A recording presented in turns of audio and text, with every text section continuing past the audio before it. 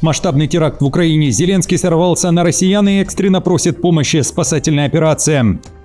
Созыв чрезвычайного заседания Совбеза. США и Бразилия призвали Москву и Киев остановиться. Переговоры Трампа и Сильвы. Как бросили вызов Путину и Зеленскому. Кто из них великий лидер? Смена власти в Украине. Выборы нового главы государства. В Киеве назвали условия. Одно из них – действия Кремля. О чем речь? Полное закрытие границ и удары по Москве и Минску. Варшава поднимает войска. Здоровье пошатнулось. Экс-соратница Зеленского, одна из главных подозреваемых в коррупционном деле, резко заболела. Скандальные заявления в суде. Нападение на военных в Украине. Условия Путина выполнены. Москва получила подкрепление. Немецкий удар по России. Арсенал оружия захвачен под столицей. Детали громкого дела и спасение олигархов. Как строят бункеры в швейцарских Альпах. Об этом и не только, досмотрите. Друзья, всем привет! Это «Время Прядко», 22 августа на календаре. Всем спасибо за добрые слова, за вашу поддержку и давайте начнем. Полное закрытие границы и возможность ударить по Москве и Минску. Польша готова наглухо заблокировать все КПП на кордоне с Россией и Белоруссией. Это произойдет при первой угрозе со стороны Путина или Лукашенко. Об этом накануне заявил глава Минобороны страны Владислав Косиняк-Камыш.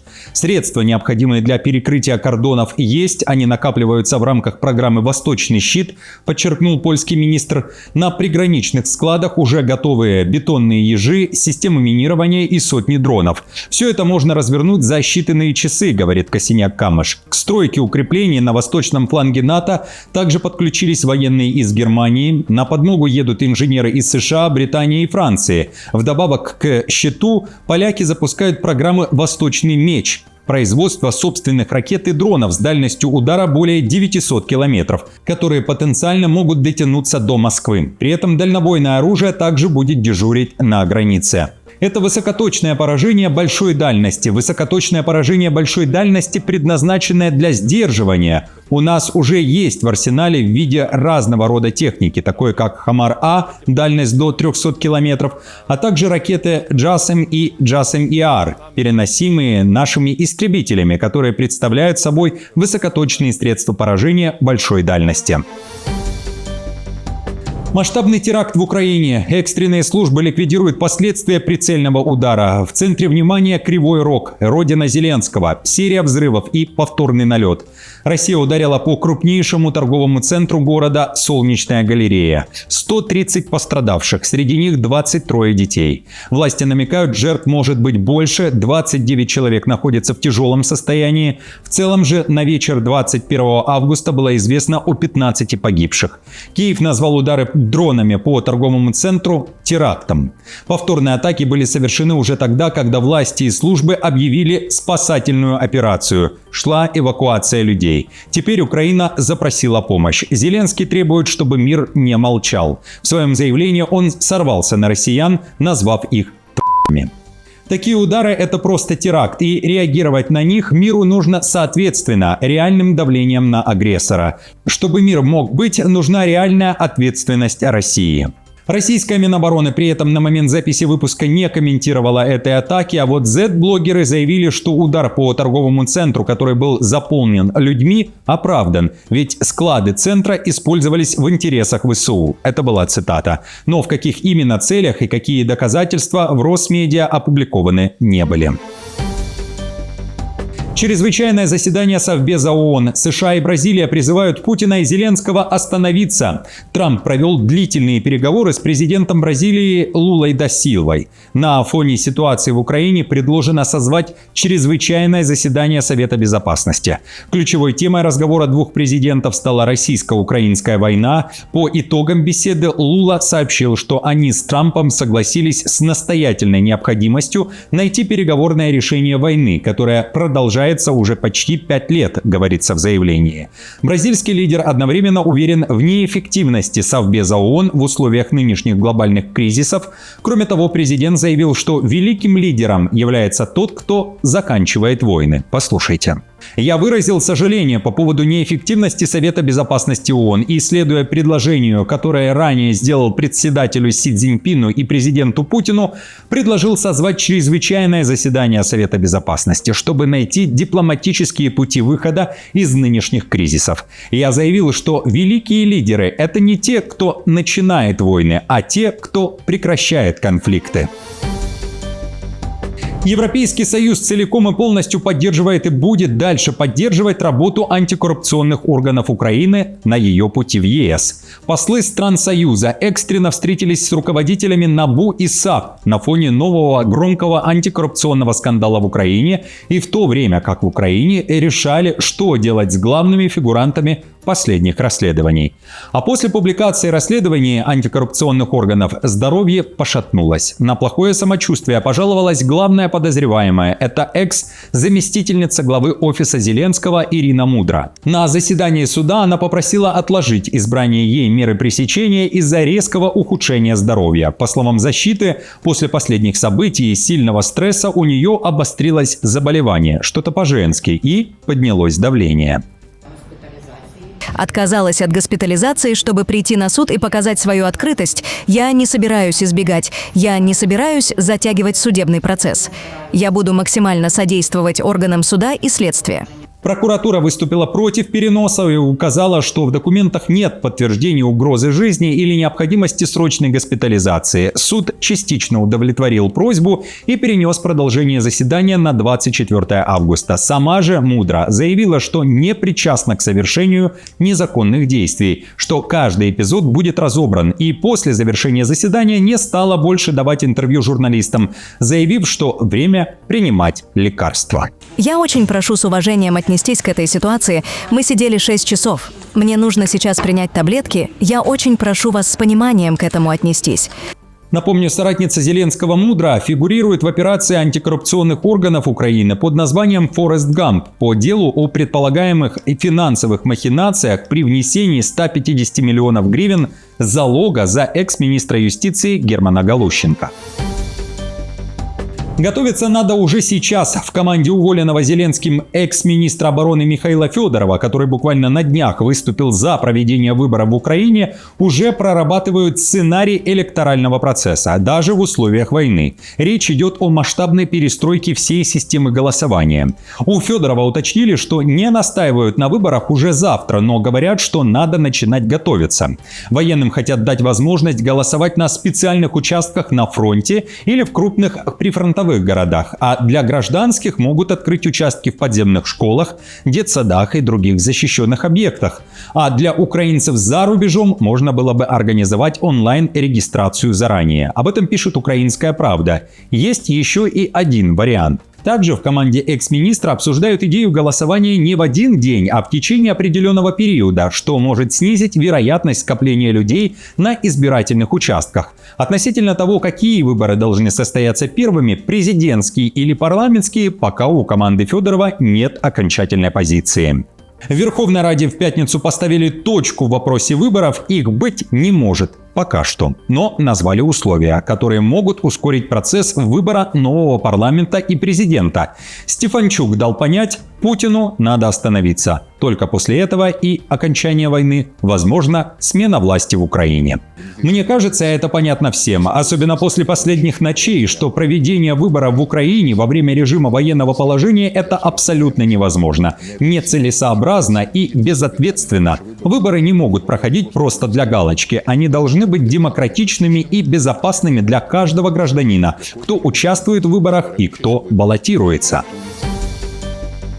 Поднял руку на ребенка за решетку. Военный ТЦК, напавший на мальчика в Одессе, арестован. Об этом говорится в решении суда. Мужчине предъявили подозрения по статьям об умышленном нанесении побоев и незаконном удержании 13-летнего подростка.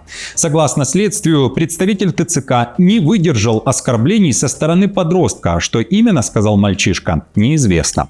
Также в документе говорится, что задержанный может выйти под залог, который можно внести в течение 5 дней. Однако сумма залога в решении суда также не указана. Напомню, речь идет об инциденте 18 августа. Тогда по сети разлетелось видео, как мужчина в военной форме хватает и толкает подростка. Последний, по одной из версий, бросал камни в машину ТЦК. Позже появился еще один ролик, где военный извиняется перед мальчиком. И против ТЦК взбунтовались на западе Украины. В Луцке около 30 человек атаковали сотрудников военкомата и разгромили их служебный автомобиль. О деталях инцидента сообщают в Волынском областном ТЦК. Там утверждают, что их сотрудники, военные, на блокпосту проверяли документы у водителей, и один из них отказался предъявить права и паспорт. Мужчина попытался сбежать на автомобиле, а потом кинул машину посреди дороги и убежал в сторону жилых домов.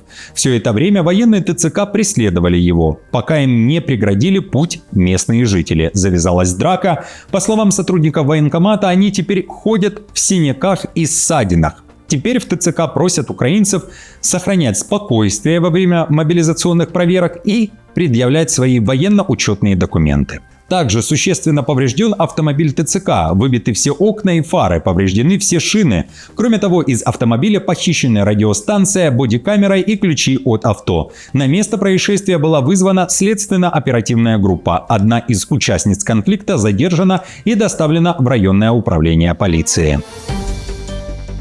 Условия Путина выполнены. Москва получила подкрепление. Союзные войска внутри России. На российской территории уже находятся около 8,5 тысяч северокорейских военнослужащих, среди которых есть подразделения операторов БПЛА. Об этом сообщает CNN.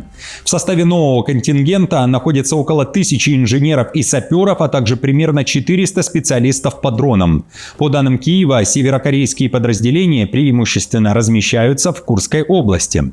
Операторов дронов готовят к особой миссии. Северокорейцы могут наносить удары по Украине. Цитирую. Среди них также 400 операторов беспилотников, многие из которых приобрели опыт либо в ходе предыдущих северокорейских развертываний, либо благодаря им, и чьи беспилотники, скорее всего, будут использоваться как для разведки, так и для атак на цели на территории Украины. В материале также напоминают заявление Зеленского, который уверяет, что Путин запросил помощь у КНДР, и вскоре в Россию может прибыть еще 50 тысяч северокорейских военных. Однако в Северной Корее эту информацию категорически отрицают. Сестра Ким Чен Ына, Ким Йо Джон, на днях назвала сообщение о скорой отправке тысяч военных безосновательным и выдуманным сценарием. Арест премьера. Нетаньяху хотят отправить под суд. Турция запросила у Интерпола красные уведомления в отношении главы правительства Израиля Нетаньяху по делу о вооруженном нападении на активистов флотилии Сумут, которые пытались доставить гуманитарку в Газу. Отмечу, красное уведомление – это международный запрос на розыск и временный арест человека для последующей экстрадиции или судебных действий. Также в турецком Минюсте напоминают, в суде Стамбула по тяжким уголовным делам продолжается процесс в отношении 35 обвиняемых, в том числе Нетаньяху. При этом ордер на арест израильского премьера Анкара получила более месяца назад. Теперь турецкие власти хотят масштабировать этот запрос на другие страны. В Турции Нетаньяху и десятки израильских чиновников обвинили в преступлениях против человечности, геноциде, умышленном причинении вреда здоровью, грабеже и других преступлениях. Российский схрон с оружием прямо у границ Берлина захвачен. Спецслужбы Германии наткнулись в лесу на тайник с 2 заряженными пистолетами и боеприпасами. Как сообщили немецкие СМИ, арсенал был обнаружен еще год назад, и его, вероятно, устроили по заказу спецслужб России. Цели могли быть разные, от заказных убийств до диверсий на территории ФРГ. С ноября 2025 года это дело расследует Федеральная прокуратура Германии. Подозреваемого в создании тайника задержали в Румынии. Кроме того, в ходе расследования велось длительное наблюдение за секретным арсеналом. На пистолеты установили GPS-трекеры, и никто их не трогал. Однако эти меры не принесли результатов. В лесу больше никто не объявлялся. Министр внутренних дел Александр Добрин заявил, что оружие безусловно предназначалось для нападения, а причастность иностранного государства исключать нельзя. По его словам, этот случай показывает высокий уровень угрозы для Германии. Является ли то, с чем мы сейчас столкнулись, тайник с боеприпасами и оружием на окраине Берлина, единичным случаем? Является ли это отдельным инцидентом с так называемыми агентами низшего уровня? Нет, это тоже не так. В прошлом, в том числе и в этом году, произошло множество инцидентов, которые демонстрируют деятельность так называемых агентов низшего уровня, и в каждом отдельном случае мы принимаем против них меры. Мерцу могут запретить обижаться. В Германии хотят переписать закон об оскорблении политиков на фоне скандалов с канцлером Мерцем. Об этом сообщает издание «Политика». Почти весь Бундестаг, отмечает издание, согласился, что действующая норма зашла слишком далеко. Напомню, в Германии за публичное оскорбление политика можно получить до 3 лет тюрьмы или штраф. Поводом для пересмотра законодательства стали дела против немцев, которые в интернете называли Мерца лживым фрицем и Пиноккио. При этом левая партия и АДГ требуют полностью отменить статью, а ХДС, СДПГ и Зеленые выступают за ее реформу. ХДС предлагает сохранить защиту для местных политиков, а высшим чиновникам оставить возможность выдерживать более жесткую критику. Такие политики, как Фридрих Мерц, каждый день оскорбляют обычных людей в этой стране, называя их ленивыми или симулянтами, заявил депутат левой партии Люк Хосс, имея в виду слова канцлера о необходимости работать больше ради экономического роста. Эта норма создает особый состав преступления, который применяется только к политикам, и его следует отменить. 1 000 000 евро за подземную крепость. В швейцарских Альпах строят сейфы-бункеры для богатейших людей мира. Там на глубине более 100 метров будут помещения, где миллиардеры смогут прятать свои золото, деньги, произведения искусства и даже роскошные автомобили. О необычном способе хранить все самое дорогое пишет Bild. Компания, которая занимается стройкой подземного хранилища, обещает максимальную защиту от возможных угроз и абсолютную конфиденциальность. По данным издания, заезжать в первые готовые сейфы можно будет уже в 2028 году, а всего их будет 20-25 штук. Стоимость одного бункера около 1 000 000 евро. Но фактически человек будет не покупать, а арендовать хранилище на 99 лет. Первые договоры с клиентами уже заключены, говорится в материале. Проект развивается на фоне активного использования бывших военных тоннелей в Швейцарии. Многие из таких подземелий, не таких глубоких, уже приватизированы, и их используют как сырные погреба, грибные фермы и даже стрелковые тиры. Чтобы попасть внутрь комплекса, необходимо пройти несколько уровней контроля. Томас Гассер, глава совета директоров компании-застройщика, рассказал швейцарскому телеканалу РТС. Сначала необходимо пройти шлюз. Нужно будет выйти из автомобиля. Будет несколько видов контроля. Хранить внутри можно практически все, за исключением наркотиков и взрывчатых веществ. Друзья, спасибо вам большое за поддержку. Мне будет приятно, если оставите лайк, подпишитесь на канал и будете смотреть другие выпуски, которые уже опубликованы на нашем канале «Время Плетко».